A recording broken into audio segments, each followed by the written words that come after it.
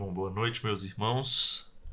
Vamos dar continuidade ao culto com a pregação da palavra do Senhor. Vamos continuar no nosso livro de Marcos, na exposição do livro de Marcos. Hoje finalmente chegamos ao capítulo 2.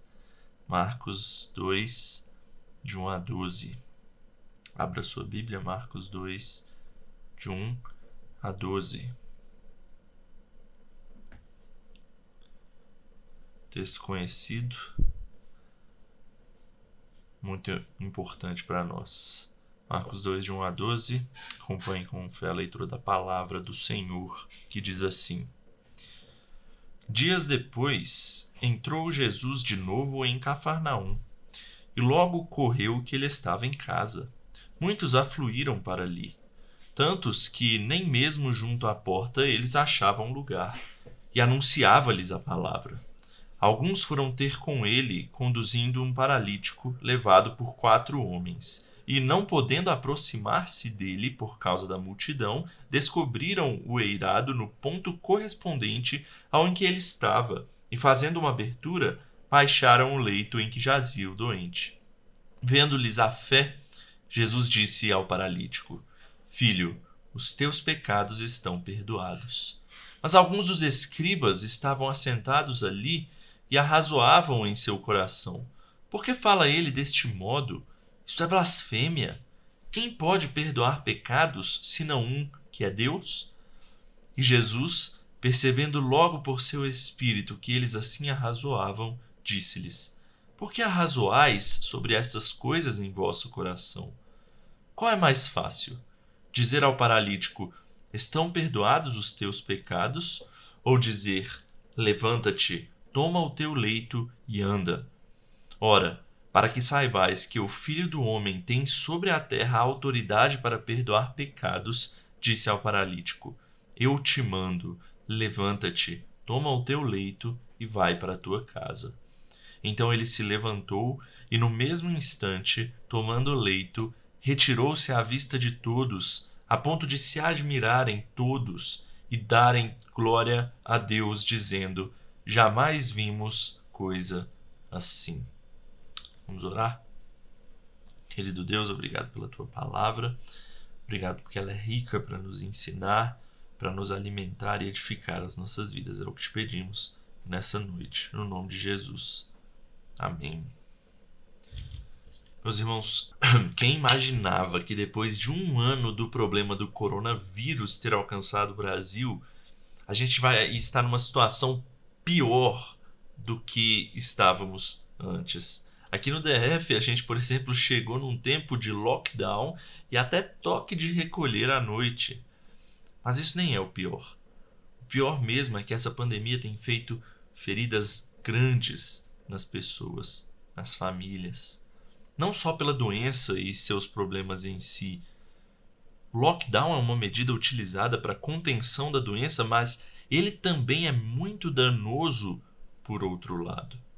E eu não estou aqui para falar mal do lockdown que não deveria estar em funcionamento ou coisa assim. Não, a discussão sobre isso, inclusive, é grande. Mas a questão não é se ele é uma medida suficiente ou não, mas é que ela, além, mesmo sendo uma medida utilizada, ela também causa muitos danos. Por exemplo, várias lojas, comércios, empresas precisaram ser fechados, o que causou um desemprego em massa. Várias famílias estão já há algum tempo sem ter seu sustento mensal. O valor de venda de alimentos, gasolina e outras coisas está lá nas alturas. Para muitas dessas pessoas, há pouco mais de um ano atrás, se você perguntasse qual era o desejo delas, certamente a resposta seria um carro, uma casa, uma viagem, ou sei lá, alguma coisa nesse sentido. Mas hoje, talvez com a necessidade em que eles se encontram, a resposta seria simplesmente uma cura, um emprego ou simplesmente sustento. E, meus irmãos, esse texto que nós lemos toca exatamente nesse assunto da necessidade. A doença do homem trazido a Jesus no texto era uma baita necessidade. Mas O que Jesus faz com ele é muito mais do que suprir o que nós achamos que é a nossa necessidade. Porque Jesus Cristo sabe o que nós verdadeiramente precisamos. E esse é o assunto desse texto. Em resumo, a mensagem de hoje é: você só encontrará verdadeira alegria em Cristo, pois Ele tem poder para suprir sua real necessidade. Você só encontrará verdadeira alegria em Cristo, pois Ele tem poder para suprir sua real necessidade. E a gente vai ver isso em duas partes. Em primeiro lugar, a gente vai ver essa busca justamente pela felicidade. Ou talvez, eu não precise nem falar sobre busca da felicidade, mas possa ser chamado de uma busca pelo suprimento das necessidades que nós achamos que são as principais, e que isso é a chave da felicidade, isso é a chave para a alegria. Veja aí como o nosso texto começa no versículo 1. Dias depois entrou Jesus de novo em Cafarnaum, e logo correu que ele estava em casa. Muitos afluíram para ali, tantos que nem mesmo junto à porta eles achavam lugar, e anunciava-lhes a palavra. Bom, passaram-se alguns dias desde a cura do leproso que nós vimos no último texto. Jesus acabou de fazer sua pequena viagem ali pela região da Galileia, em que ele fez para pregar a palavra, ensinar por toda aquela região ali. E o texto diz que ele volta para Cafarnaum. Na verdade, o texto diz que ele volta para casa. Jesus ele realmente fez do seu lar a cidade de Cafarnaum ali no início do seu ministério. Era a sua base no seu ministério no início. E a fama de Jesus já estava imensa, a ponto de que a notícia de que ele estava em casa correu igual fogo no palheiro. E à medida que essa notícia corria, né, mais e mais pessoas se achegavam até a casa onde Jesus estava. E o texto vai dizer para a gente que eram tantos que já não cabia mais dentro da casa e nem mesmo junto à porta. Por exemplo, você já teve em algum lugar realmente cheio, em que você não consegue entrar, mas fica tentando dar aquela espiadinha do lado de fora da porta, ou pelo menos ficar perto de um buraco para ver se você consegue pelo menos ouvir alguma coisa que está acontecendo lá dentro. Pois é, nem isso tinha mais como fazer ali, de tanta gente que foi até lá ver Jesus e ouvir a Jesus. E devia ter gente de todo o tipo naquela região. Discípulos, aspirantes a discípulos, pessoas interessadas em simplesmente ouvir o que Jesus tinha a dizer, pessoas interessadas somente nos milagres, talvez pessoas simplesmente curiosas em saber da fama de Jesus, e até os escribas, os líderes ali da religião da época, estavam lá para acompanhar um novo fenômeno que eles podiam chamar, ou que podia estar sendo chamado assim, novo fenômeno do judaísmo ou algo assim. Mas, meus irmãos, Jesus ele não estava ali para entreter, para satisfazer os desejos do povo, ou muito menos para se mostrar. O seu objetivo permanecia o mesmo: pregar a palavra.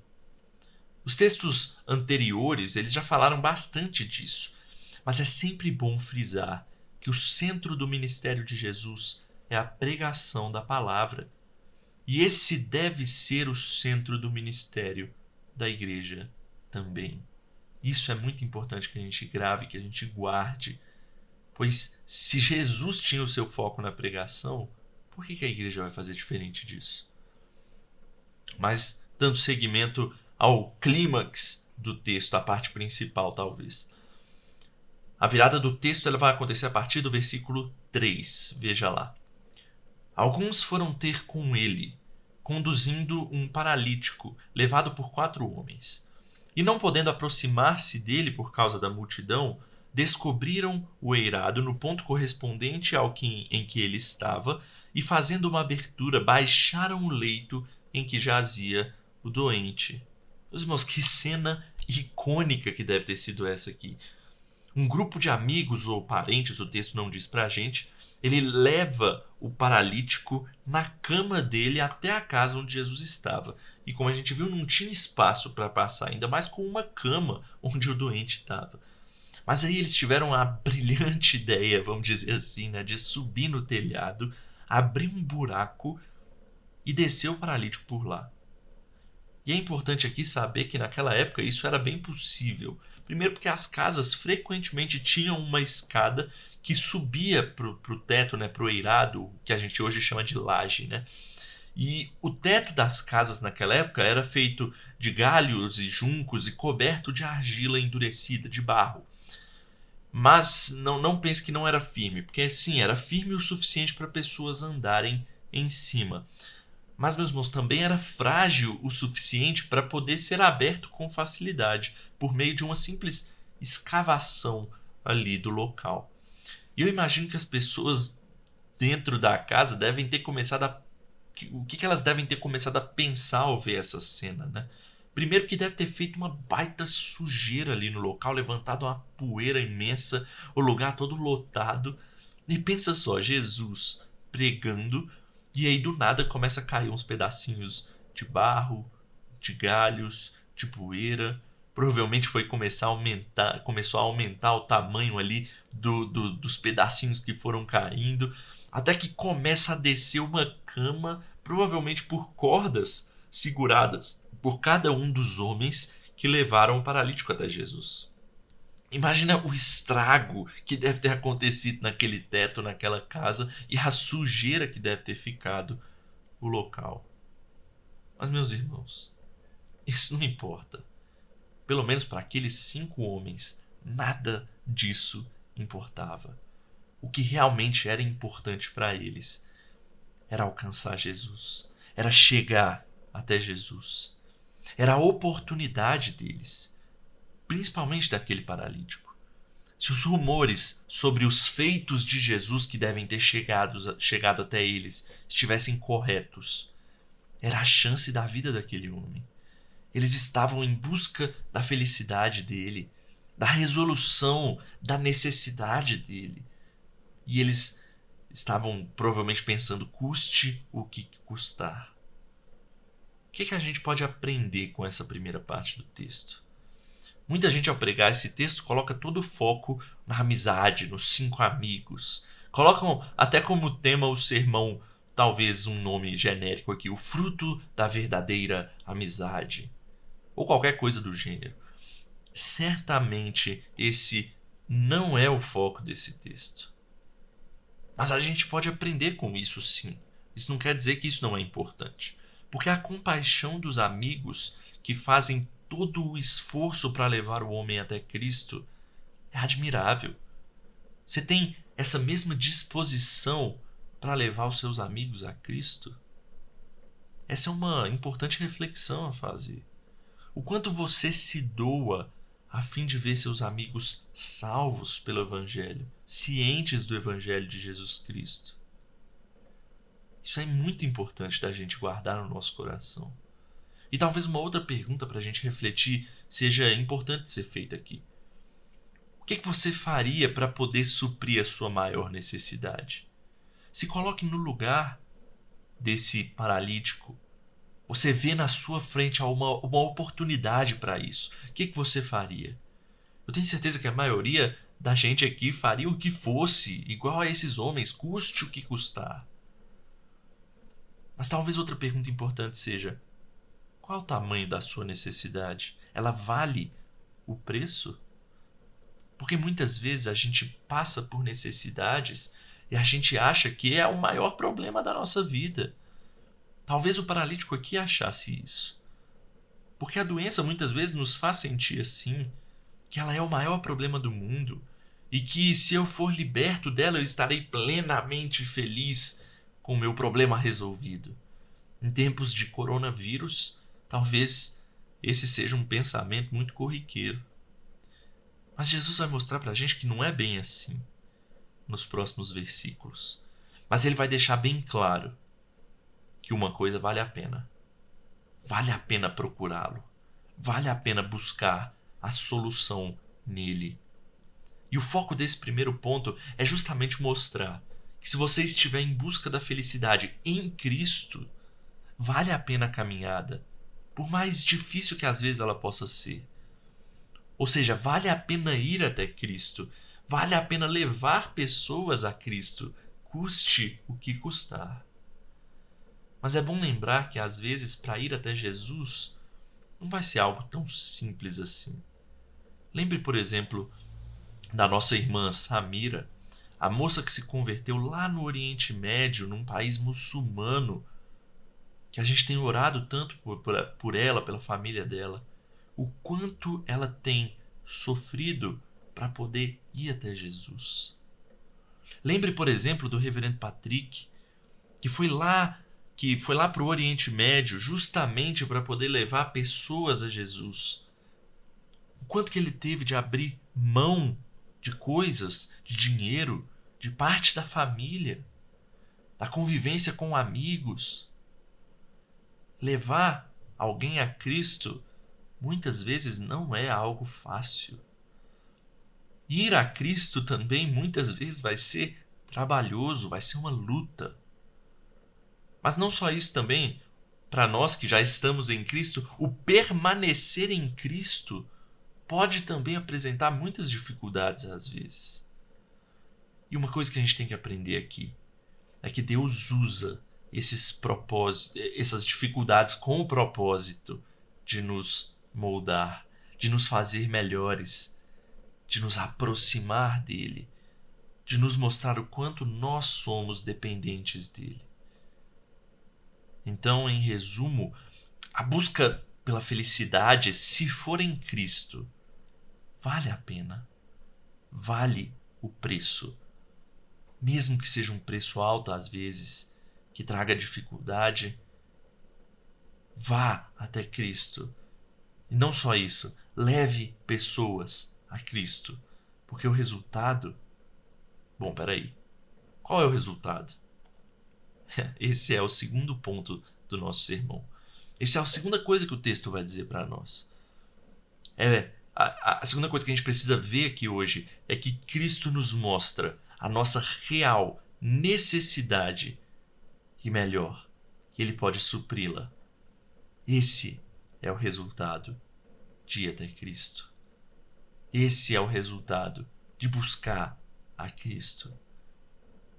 Cristo vai nos mostrar a nossa real necessidade, e melhor, que Ele pode supri-la. Mas como assim a nossa real necessidade? Você não disse antes que ir até Jesus vale a pena? Achei que Ele resolvesse qualquer necessidade, a minha necessidade. Sim, vale a pena, mas talvez não seja como você está esperando. Bom, pelo menos não foi assim para o paralítico do nosso texto. Veja aí como se desenrola a história a partir do versículo 5.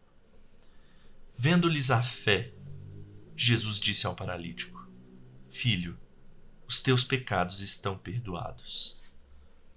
Antes de entrar no foco principal desse ponto, é bom a gente esclarecer alguma coisa aqui.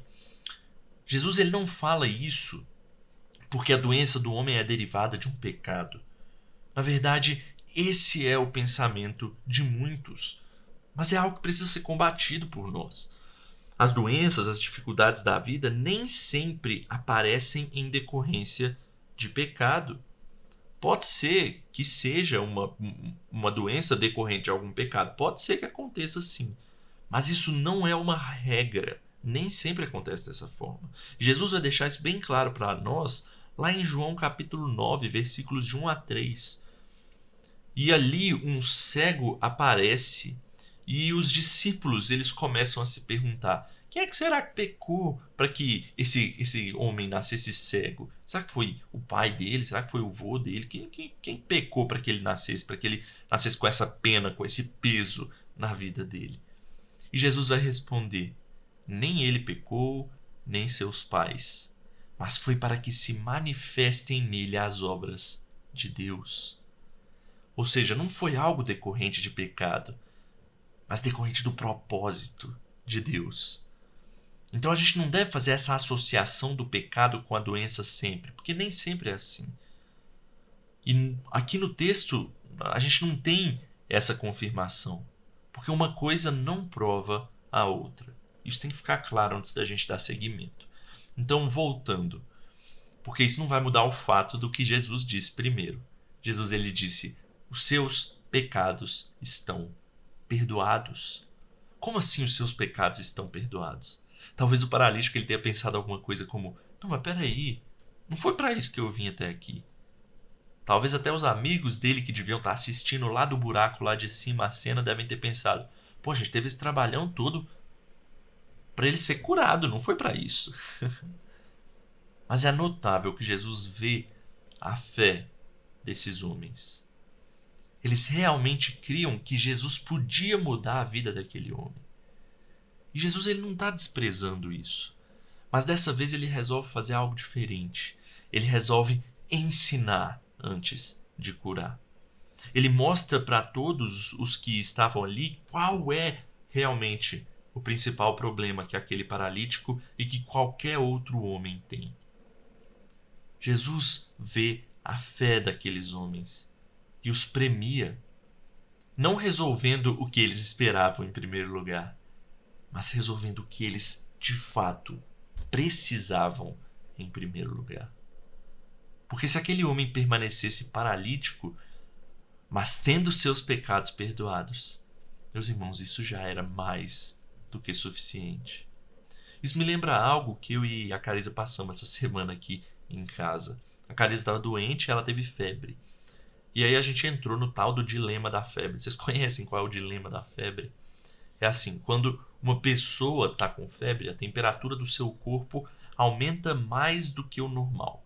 E um dos efeitos disso é fazer com que a pessoa sinta mais frio. E como é que você faz para sanar o frio? Você se cobre, você se esquenta de alguma forma. Mas se você fizer isso, sua temperatura vai poder se elevar ainda mais. E isso vai fazer a sua febre piorar ainda mais. Como é que você resolve um caso desse? Bom, esse é o dilema da febre. E me lembra a questão do paralítico aqui diante de Jesus.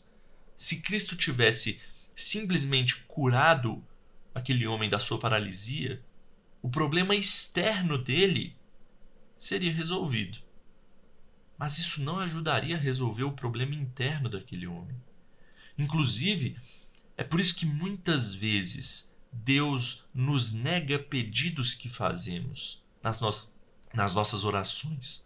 Porque Ele sabe sondar corações. E muitas vezes os nossos pedidos são para suprir alguma necessidade externa nossa.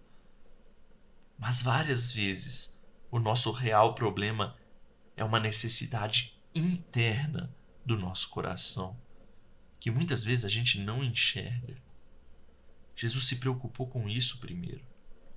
E falando em sondar corações, o texto segue e ele mostra o sentimento pecaminoso dos corações dos escribas no texto. Veja aí os versos 6 e 7.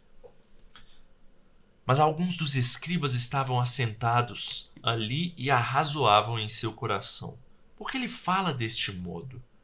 Isto é blasfêmia. Quem pode perdoar pecados senão um, que é Deus? Bem, o entendimento dos escribas quanto ao perdão de pecados não estava errado aqui. É só Deus quem pode perdoar pecados no sentido que Jesus estava falando mesmo. E esse é mais um indicativo deixado por Cristo para mostrar a sua divindade. Além da palavra pregada, testemunhando dele mesmo, além dos milagres que Jesus fazia, agora ele fala de uma maneira aberta e direta de uma coisa que só Deus pode fazer. E os escribas, ao ouvirem isso, eles tinham duas opções.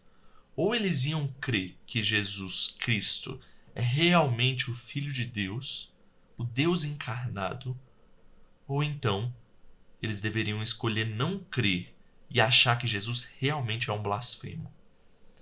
E infelizmente, eles escolhem essa segunda opção. Aqui a gente vê o início das oposições ao ministério de Jesus. Aqui os escribas arrazoaram em seu coração, ou seja, eles nem falaram em voz audível. Talvez no máximo uns cochichos ali uns com os outros. Mas nos próximos textos essa oposição vai piorar. Eles não vão só cochichar. Eles vão começar a questionar os discípulos. Depois vão enfrentar Jesus diretamente, até que por fim vão começar a tramar a sua morte. Meus irmãos, infelizmente esse é o caminho de quem escolhe a segunda opção. Porque não existe meio termo. Ou você escolhe a primeira opção de crer que Cristo é Deus e Senhor dos senhores. Ou você fica com a segunda opção e é contra a Ele. E Jesus percebe tudo isso, pois Ele é Deus. Ele sabe sondar corações. Mas Cristo sabia exatamente o que fazer a partir disso. E Ele faz uma pergunta fantástica. Ele diz: o que é mais difícil dizer? Seus pecados estão perdoados? Ou levanta, toma o teu leito e anda? Aparentemente, a primeira pergunta é mais fácil mesmo. Porque ninguém consegue provar que um coração está limpo e perdoado de pecados. Mas se você vai falar para alguém levanta e anda, para alguém que é paralítico, a resposta, a prova vai aparecer bem ali, vai ser imediata. Vai estar lá para todo mundo ver. E Jesus usa isso para mostrar a sua autoridade. Ele ainda mostra de forma mais direta aos escribas a sua divindade, porque ele diz no versículo 10, veja lá: para que saibais que o Filho do Homem tem sobre a terra autoridade para perdoar pecados. Nessa hora os escribas devem ter feito: não, peraí, o Filho do Homem? Que expressão é essa que ele está usando? Aquela lá de Daniel, capítulo 7? Ele está reivindicando essa profecia para ele mesmo? Foi por isso mesmo que a gente leu esse texto de Daniel 7 mais cedo. Esse texto que é um pouco difícil de entender, várias imagens, mas lá no final mostra o Filho do Homem e todo o seu domínio sobre todas as coisas. E é exatamente isso que Jesus está reivindicando aqui. Jesus está mostrando mais uma vez, de mais uma forma, para aqueles homens, que ele não é um mero homem. Ele é de fato Deus. E ele prova isso mandando o paralítico se levantar. Ele dá àquele homem uma ordem que é impossível para ele: se levantar, carregar a própria cama. Mas é isso que o homem faz, ele obedece a Deus. E mais uma vez o texto diz que as pessoas se impressionam com o poder e a autoridade de Jesus Cristo, como já aconteceu em textos anteriores. Dessa forma, Jesus está provando que ele pode não só sanar as necessidades desejadas daquele homem paralítico, mas ele pode sanar a mais profunda das necessidades dele: o peso do pecado. Meus irmãos, os ensinamentos dessa segunda parte do texto são muito claros para nós. As doenças, os problemas, eu posso até aumentar, os problemas financeiros, sociais, familiares ou o que for, podem sim ser sanados por Cristo. Mas muitas vezes o objetivo não é para Cristo mostrar o poder dele e sanar os seus problemas. Não. Muitas vezes o objetivo, o propósito de Deus é justamente fazer com que você passe por essas dificuldades. O soberano propósito de Deus, ele quer que isso aconteça para que você vá até ele, para te fazer se aproximar dele, para te fazer levar pessoas até ele, para fazer você abrir os olhos para a sua real necessidade. Se você tiver um tempo hoje, depois do culto, procure na internet um texto de um pastor chamado John Piper. Você vai lá e escreve no Google assim: John Piper, não desperdice o seu câncer. Esse é o nome do texto. Não desperdice o seu câncer. Esse pastor, o John Piper, ele foi acometido dessa doença que talvez seja considerada por muitos hoje a pior doença que a gente pode ter no mundo hoje, né? E ele escreveu esse belíssimo texto para mostrar que a cura de doenças é uma necessidade secundária da nossa vida. Porque a nossa maior necessidade não é um câncer, não é um coronavírus, mas é o perdão de pecados. Não é a cura dessas coisas, mas é o perdão de pecados. E John Piper escreve que o seu câncer ele serviu para que ele se aproximasse de Deus, para que ele desse glória a Deus, para que ele pudesse se sentir mais profundamente amado e confortado pelo Pai. Meus irmãos, todas as necessidades dessa vida são secundárias frente à necessidade da reconciliação com Deus. Porque se estamos com Deus, não precisamos ter o que temer. Isso não significa que tudo na nossa vida dará certo e que acontecerá conforme a nossa vontade. Não, não é isso que Deus promete para nós.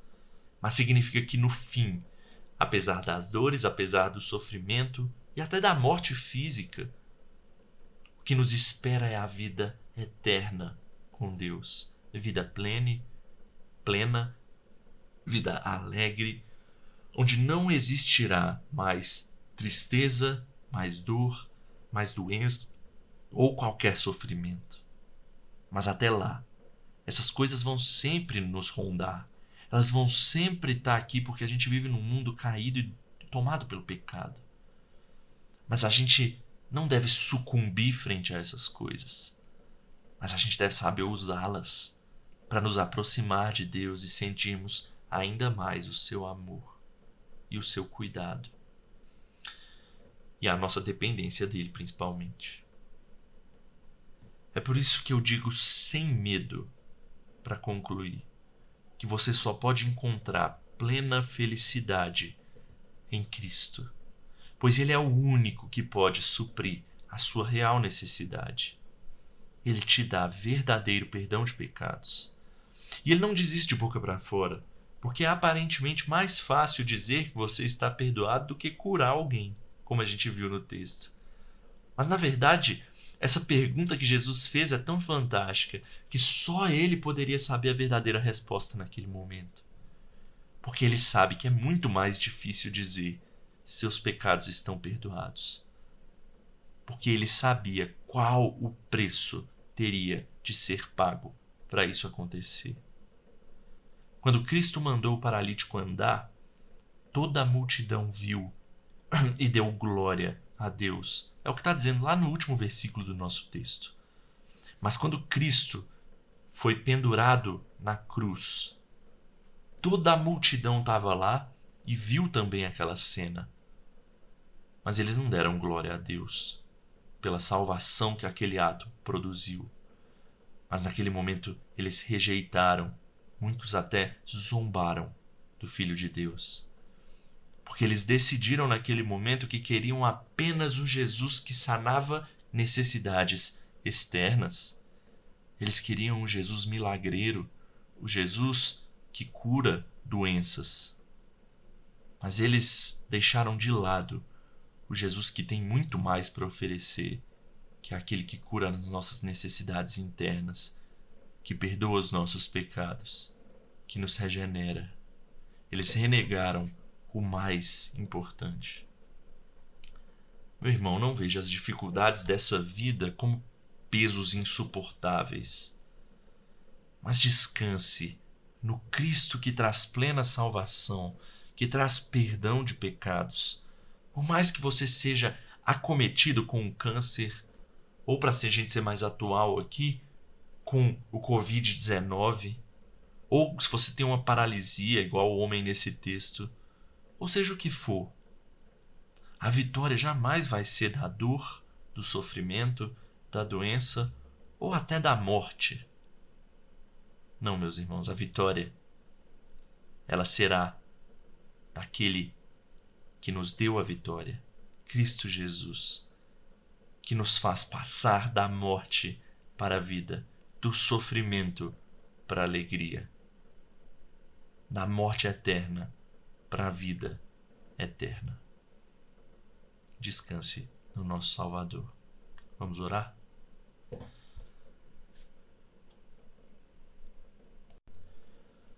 Querido Deus, obrigado, Pai, pela Tua palavra.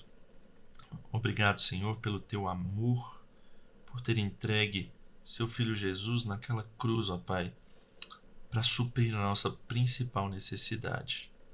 Que o Senhor nos faça enxergar qual é a nossa real necessidade. Quão amoroso e gracioso o Senhor foi para conosco ao nos dar salvação. É o que nós pedimos e oramos no nome de Cristo Jesus. Amém.